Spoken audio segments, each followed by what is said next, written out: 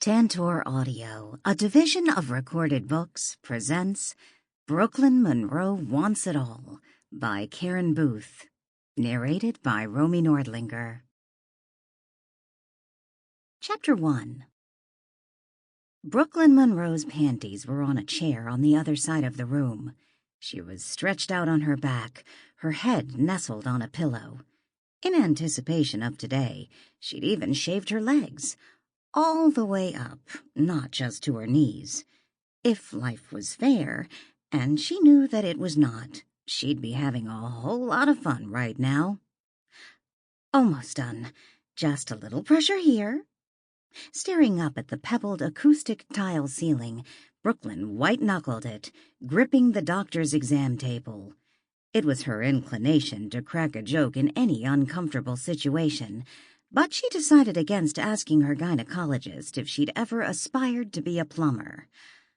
"Okie doke, you're good to go." Dr. Swanson mercifully whisked away the medieval medical device and snapped off her gloves. Brooklyn exhaled. Not that it did anything to relax her. Now that the exam was done, it was time to ask the big question. She'd only skirted the topic at last year's appointment. She was 41 then, which was practically still 40, making her unwilling to admit that as a native New Yorker, she was far more likely to fall through a subway grate than fall in love. She was still in the pits about her split from Alec. She'd messed up a relationship. Again. Now 42 had arrived, and aside from an even sweeter bank balance, little in Brooklyn's life had changed. She pushed back from her prone position, the paper cover crinkling under her legs. "Well, everything good?" Dr. Swanson peered at Brooklyn over black-framed glasses. "I can't tell much from a visual examination, but I'd say you're a very healthy, The doctor slid her specs up along her narrow nose. Woman." Brooklyn knew very well what that was. The start of young, and she was having none of that. "I want to talk to you about having a baby." "Didn't we discuss this last year?" "We did. It's just that I haven't been in a position to do anything about it. I still have time, though, right? Plenty of women have babies in their mid-40s, or later.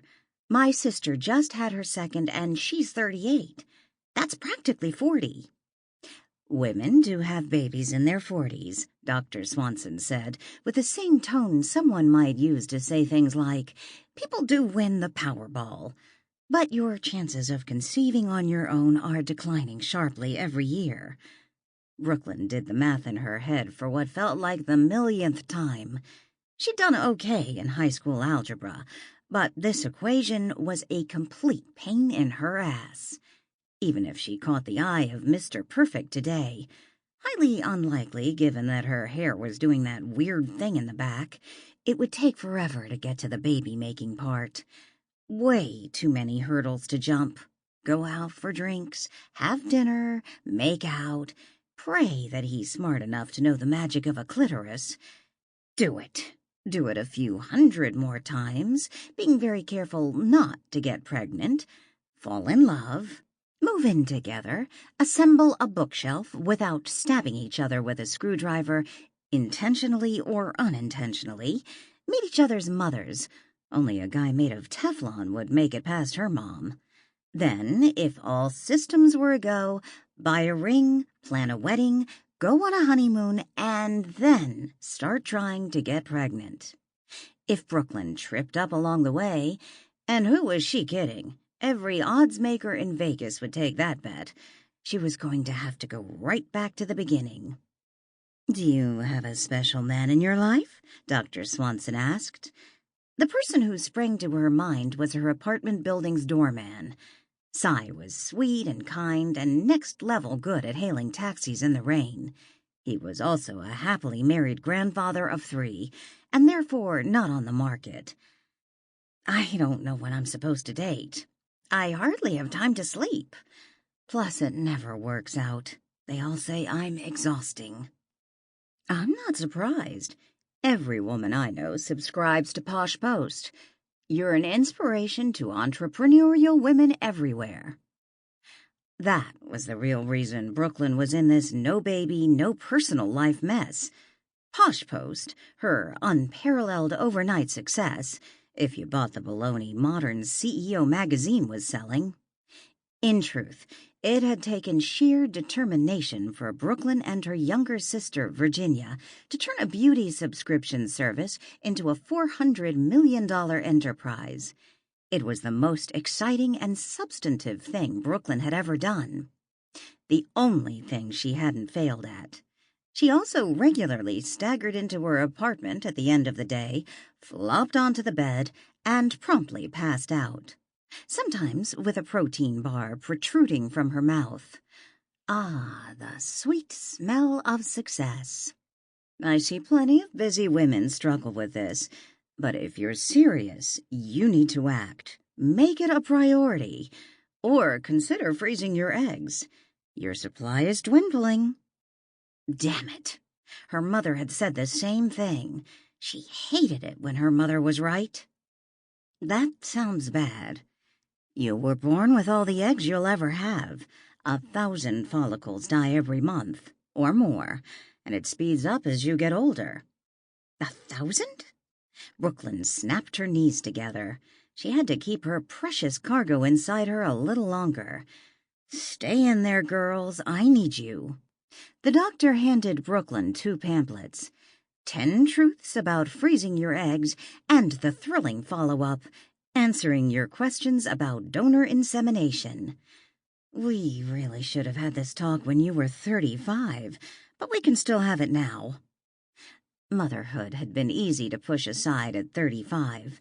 Brooklyn was stuck on a merry-go-round of self-imposed online dating disasters, like the guy who coyly whispered to her over martinis that he would need her to create a diversion if a cop walked into the bar. He even had a plan. Brooklyn should knock her glass to the floor, clutch her chest, and fake a heart attack.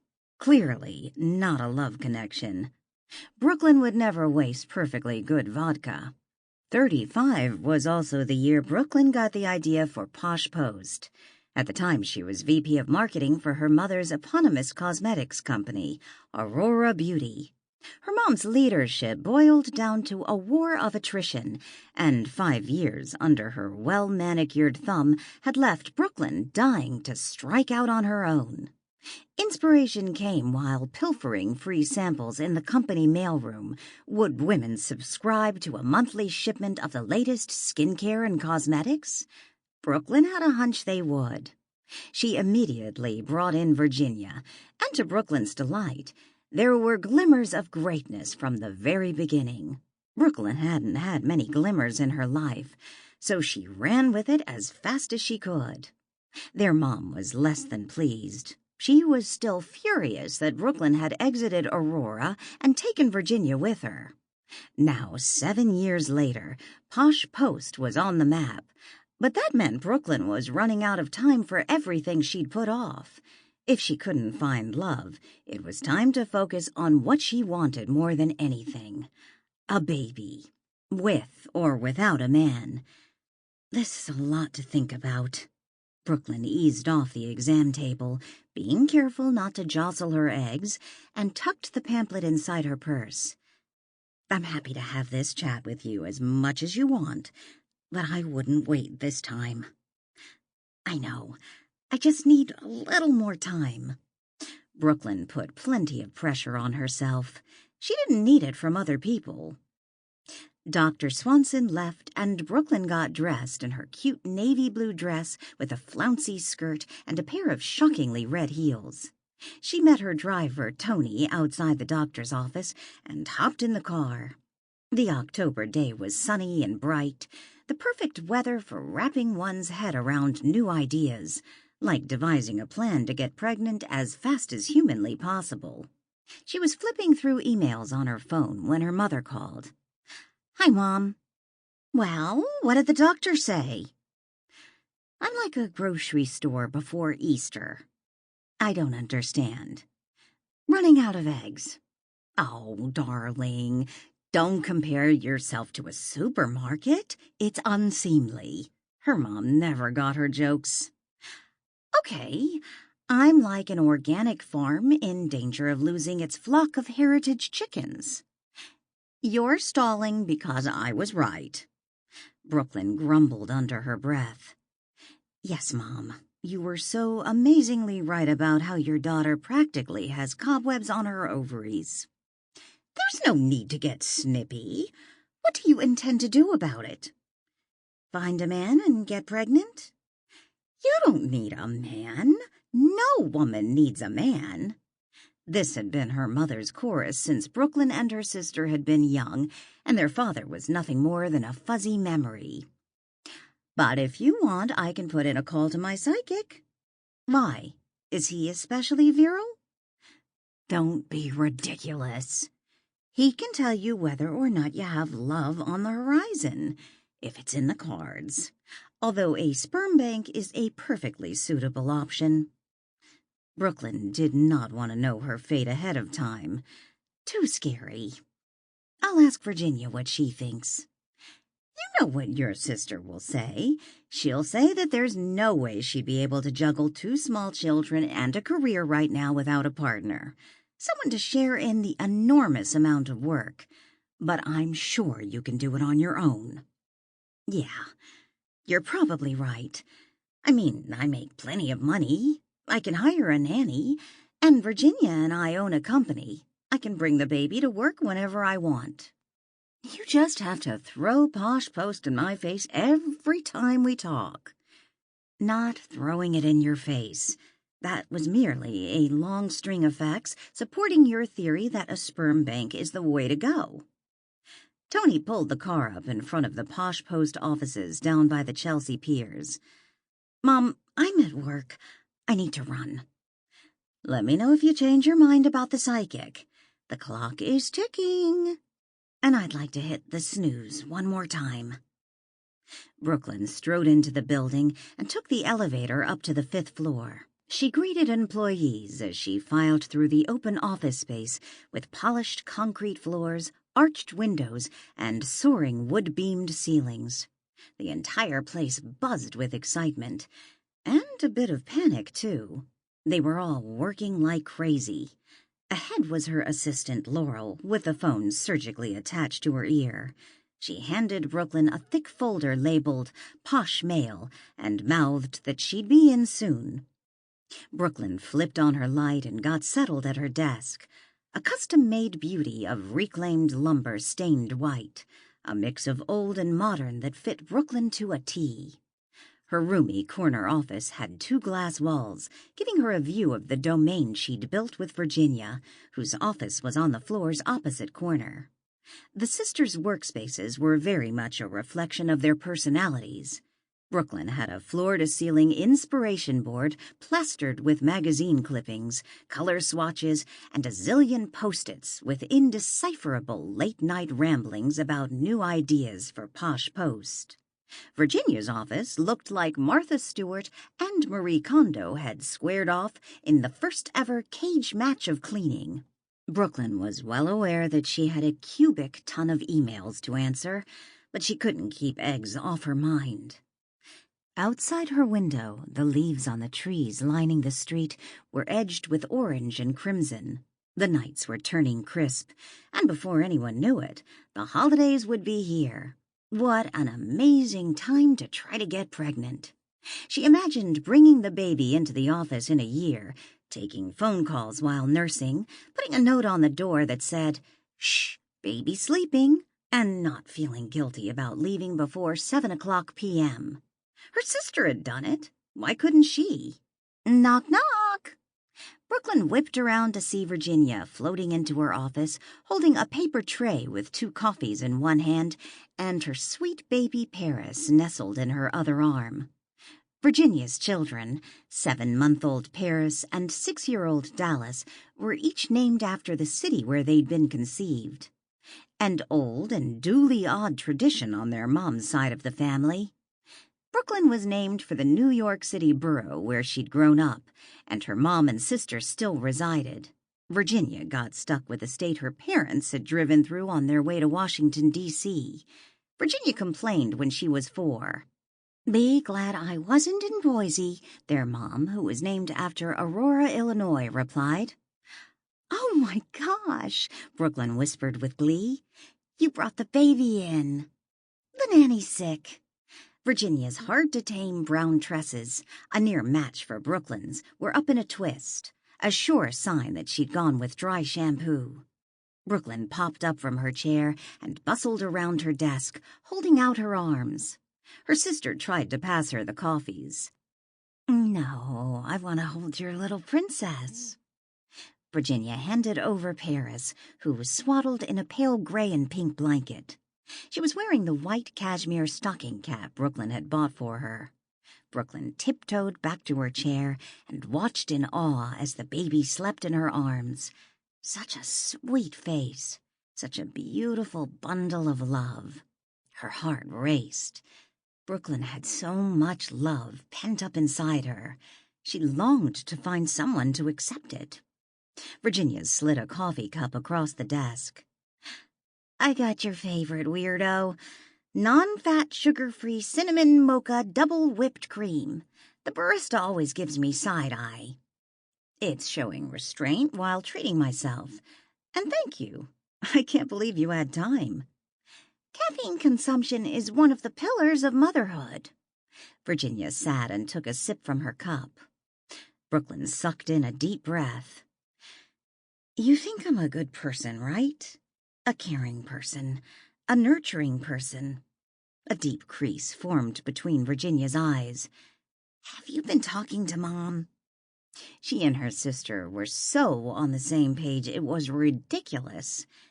Yes, but just answer the question. Well, yeah. You're the one who chats up the interns and knows the janitors' names. You somehow keep the plants in your apartment alive, even though you're almost never there. You're wonderful with Dallas and Paris.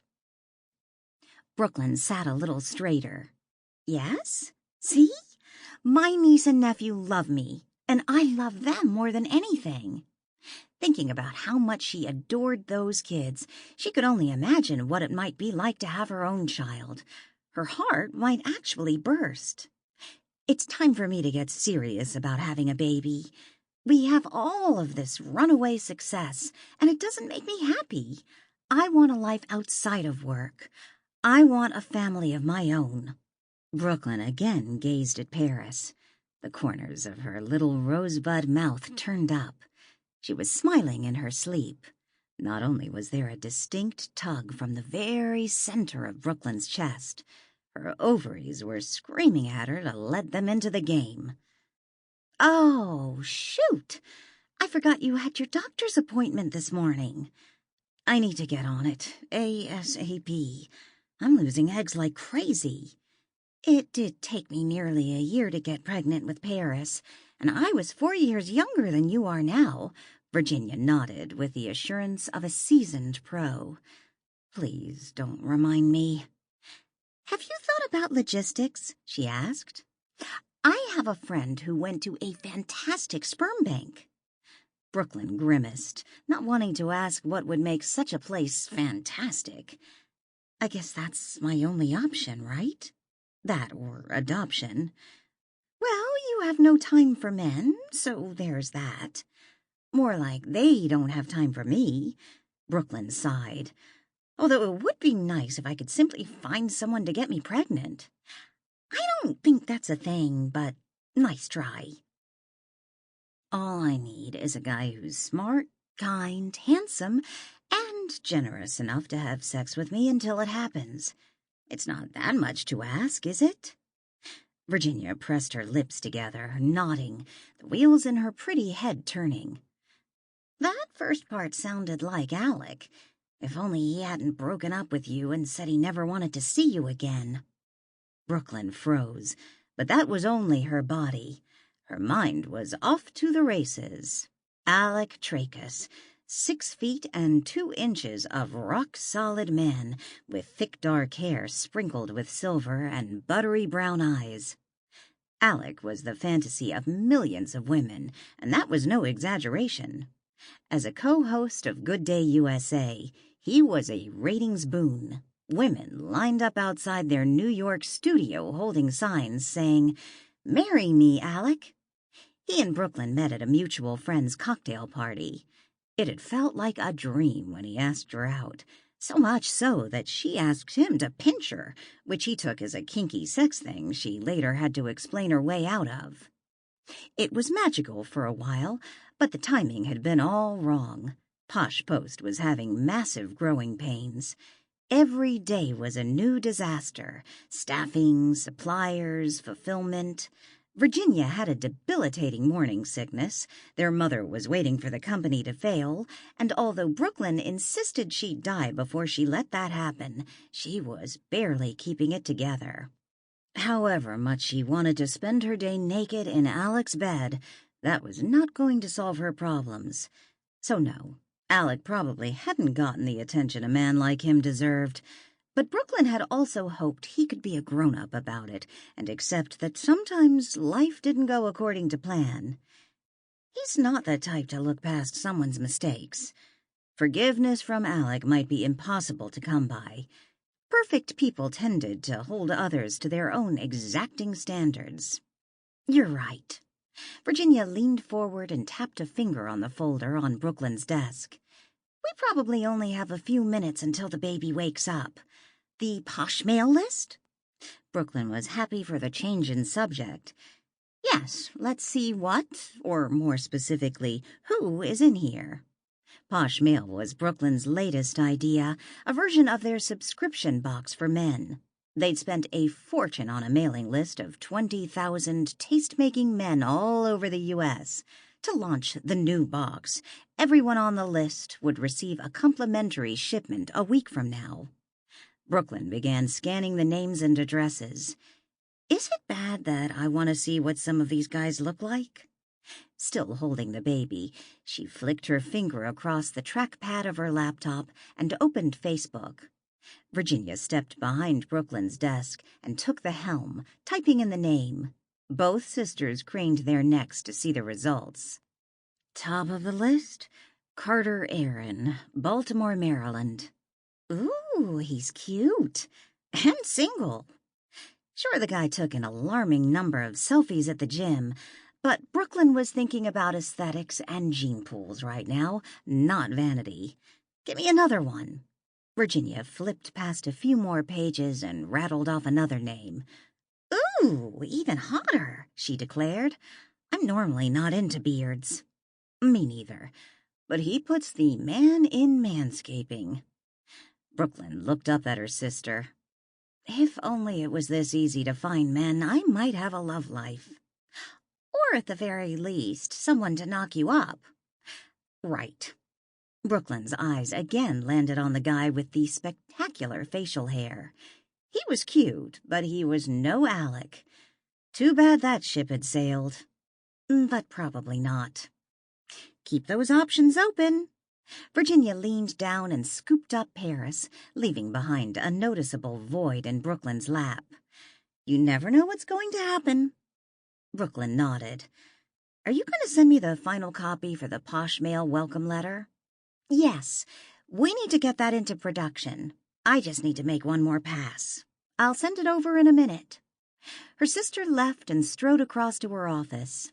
Several minutes later, the email from Virginia appeared in Brooklyn's inbox. LOL, I added something at the end. Sure enough, she'd added a postscript. P.S. If any of you hot men are single and interested in helping out an overworked businesswoman by getting her pregnant, send Brooklyn Monroe an email at brooklyn@poshpost.com. Brooklyn shot a pointed glance across the office and caught her sister's eye, then flipped her off. Very funny, she muttered to herself before forwarding to Tom in the art department. He appreciated a halfway decent joke. Someone should get a laugh out of her very real personal crisis. Chapter 2.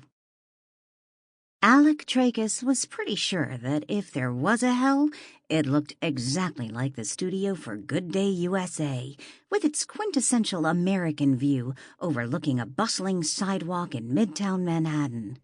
He was counting down the minutes until the show signed off and he could flee his personal Hades. Alec referred to the final hour of the broadcast as the Marshmallow Factory, an endless conveyor belt of fluff. Today's sweet and pillowy treat was Jason Adams, star of the next blockbuster film Lava Man, about a superhero who gained his powers after a childhood tumble into a volcano. Because, of course, if a kid can survive lava, why shouldn't he save the world? Alec's co-hosts Tilly Ann Bostwick and Renata Herrera were drooling over Jason. That was no exaggeration. One of the makeup artists scrambled over to Tilly Ann in a panic between segments, dabbing at the corners of her lips with powder. Now she was pawing Jason like a tiger with a fresh piece of meat. "Tell us about your workout routine to prepare for the film," she purred. "Before we do that, let's see some of the stills from the trailer," Renata interjected, not to be outdone when it came to a little fun objectification. A monitor lit up with images of Jason in his skin-tight red and black superhero costume. Renata and Tilly Ann hummed their robust approval. Alec, in a concerted effort to not roll his eyes, focused on the things that kept him on set 5 days a week. His legally binding contract, the paycheck, and the tiniest sliver of a chance at a spot in the news division. Plus, he reminded himself that propping up movies like Lava Man was part of his job. The network and the film studio were owned by the same massive media conglomerate. Still, he couldn't blame Tilly Ann and Renata too much. Jason Adams looked like a badass. "It's so impressive." Tilly Ann leaned closer to Jason. "Please tell us all about how you did it. I'm sure Alec could use a few pointers." She laughed and Renata joined in. Alec dutifully tossed his head back in feigned laughter, while Jason recalled the number of hours in the gym, the staggering amounts of lean protein consumed, and the time he passed out when he'd stupidly run 10 miles after ingesting nothing more than a glass of kale and celery juice. Alec hated being a part of the segments with the latest Hollywood hunk. It wasn't jealousy. It was more the sting of being reminded that his time in this business was sifting through the hourglass. He was already 44. He still looked good, but he was tired of obsessing over that part, and that wasn't what he'd gone to journalism school for. "And we're out," the set director said. "Great job today." Alec was untethering himself from his mic when Jason slinked past Tilly Ann. "Thanks so much. I'm a huge fan of yours." Jason offered his hand. Alec felt like a grade A ass. "Well, my mom is the real fan." Moms were Alec's top demographic, or so he'd been told by marketing, and pretty much everyone else on the planet. "She turned me on to the show," Jason continued. "I'd watch with her during summer vacation, or if I was homesick from school." Alec officially felt old. "It was great having you on. The movie looks amazing. Can't wait to see it." "I'd love to send you tickets to the New York premiere. 2? You and a date?" Alec cleared his throat. Of course, he'd have to find a date, but that was usually easily done, even if it never seemed to amount to anything. "Sounds fantastic. I'd love it. I guess have your people contact my people?" He hated himself for uttering those words. Jason was quickly cornered by one of the show's producers, and Alec used that as his chance to sneak off set before anyone else talked to him.